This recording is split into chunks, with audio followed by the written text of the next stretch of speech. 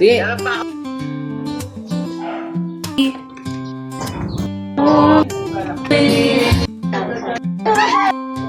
Merry Christmas mga mare! Yung mga ganitong pagkakataon, gustong gusto ko talagang i-mini vlog. Yung mga nakaraang taon nga na i-mini vlog ko, binabalik-balikan ko pa. So ito na nga yung mga Christmas ganap namin. Pumunta nga kami ng Baliwag para bumili ng mga additional na pangregalo. Sa Unitop sana yung punta namin. Ang problema, di pa kami nakalalayo. Meron nang nagsabi sa amin na nabutas na nga daw yung gulong namin sa likod. Kaya naman namili kami sa NSN na lang. Fast forward, ito naman yung mga ganap bago mag Noche Buena. Maagang nakatapos si Daddy kaya naman tinulungan na niya ako sa mga gawain ko. Nakatapos na nga rin kasi siya kaninang magluto ng mga kakainin. Ako naman kasi nakapila pa yung mga gawain ko. At ayan nga habang nagbabalot siya ay tawang-tawa siya na para bang imbutido yung mga binabalot niya. So ayan habang nagbabalot nga siya sinamantala ko na ginawa ko na to o tinapos ko na itong order sa akin. Bukas na nga daw kasi ito ipangre-regalo kaya kailangan ko na tong matapos. Fast forward kinabukasan ay mas maaga kaming gumising kaysa sa mga bata para maigayak yung mga surprise namin para sa kanila. Ito yung bike para kay Esang. Gustong gusto niya kasi to para pag nagbabike si Kuya,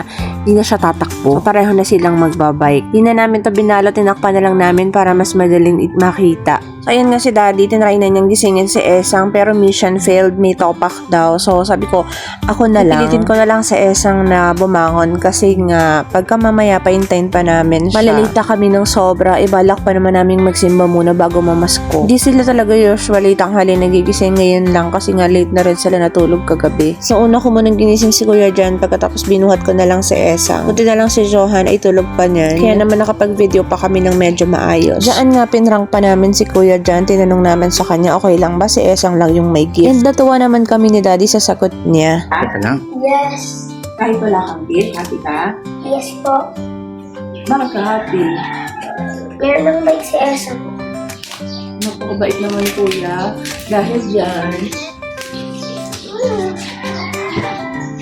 Merry Christmas. Thank you, Mami. Love you.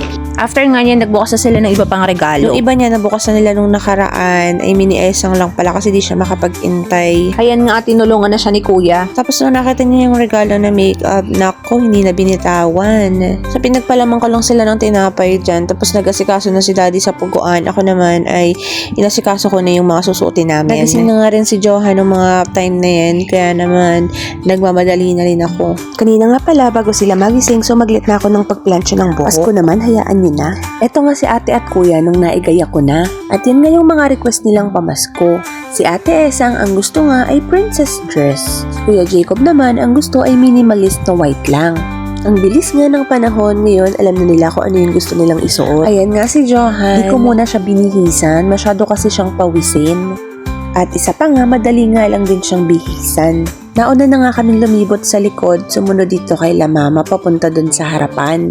At ayan nga si Daddy, bitbit yung simpleng regalo namin para sa kanila. Nag-prepare nga din kasi kami ng simpleng regalo para sa bahayan.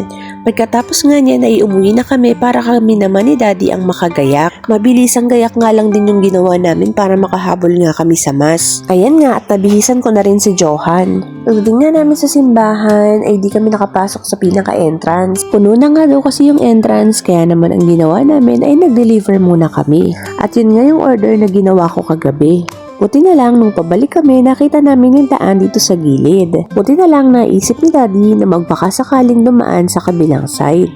Nagdadalawang isip nga kasi siya kanina dahil ginagawa yung kalsada doon. Kaya naman tuwang-tuwa si Daddy. Pagtingin nga kasi namin malawag pa yung pagpaparkingan sa side na to.